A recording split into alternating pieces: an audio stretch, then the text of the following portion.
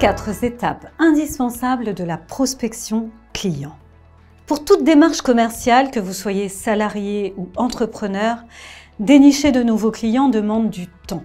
La vente est une activité qui requiert de l'exigence, de l'ambition et de la rigueur.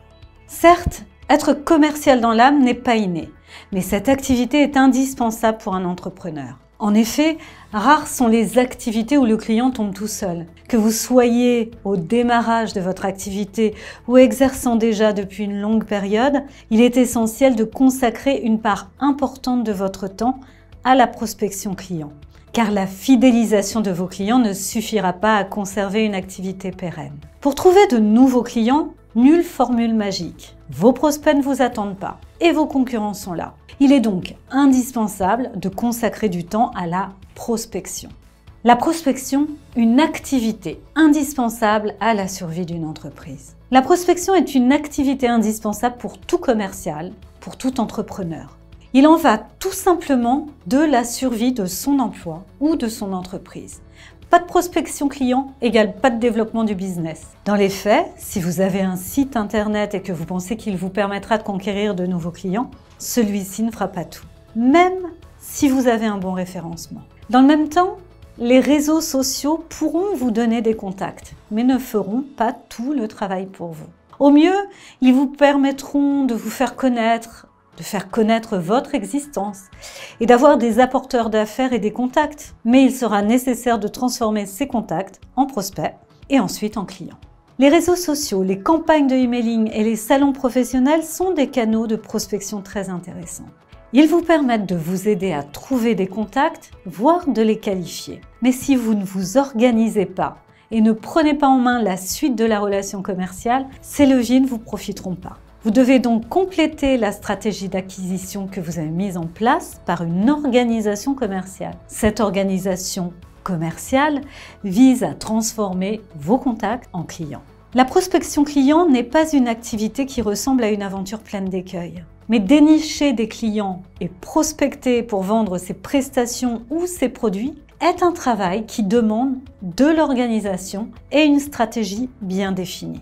Pour que ce travail soit gagnant, il doit passer par 4 étapes indispensables. Sans l'une d'entre elles, vous perdrez du temps, des prospects et de l'argent. On classe généralement les prospects en 3 catégories. Les prospects froids, ils n'ont jamais entendu parler de vous et ne vous attendent pas.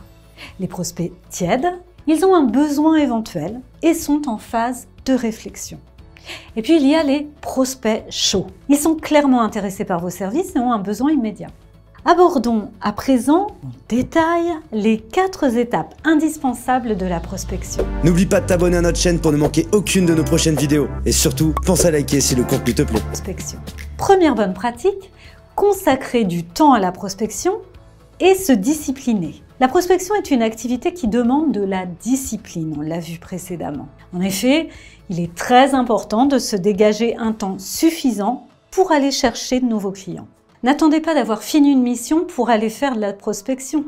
Vous allez vous retrouver avec une période sans projet et donc sans chiffre d'affaires. L'idéal est de consacrer un moment toutes les semaines à la recherche de nouveaux clients, de nouveaux projets et de consacrer du temps aussi à faire des relances. Le plus simple est de consacrer 2 plages horaires, par exemple, toutes les semaines à cette partie de votre activité. Par là, on entend mailing, phoning, porte-à-porte, contacts ciblés via les réseaux sociaux. Deuxième bonne pratique, faire du emailing et recontacter par téléphone. Le plus simple et le plus rapide pour faire de la prospection est de commencer par envoyer des mails. Vous allez préparer un mail présentant qualitativement votre activité qui sera expédié ensuite à vos prospects. Vous ferez alors ce qu'on appelle de la prospection digitale. Récolter des adresses mail est un travail quotidien. Sauf à ce que vous passiez par des entreprises spécialisées, visitez les sites internet ou les pages à propos de vos cibles commerciales. Consultez les cartes de visite, les échanges de mails, les pages jaunes et différents annuaires vont vous permettre de constituer une base de données utile à vos campagnes de emailing. Mais envoyer un mail et plus largement faire du marketing digital, mail, réseaux sociaux, ne sert pas à grand chose si vous n'appelez pas vos prospects dans un second temps. D'ailleurs, ces mails doivent être un moyen sur lequel s'appuyer lorsque vous ferez votre prospection téléphonique. Il est impératif de contacter vos prospects par téléphone. Cela provoque l'échange, le contact. L'échange téléphonique vous permettra par ailleurs d'argumenter sur votre offre et de prendre un rendez-vous. Dans tous les cas, vos interlocuteurs feront le rapprochement entre votre email et le coup de fil. Vous n'aurez pas toujours un rendez-vous rapidement.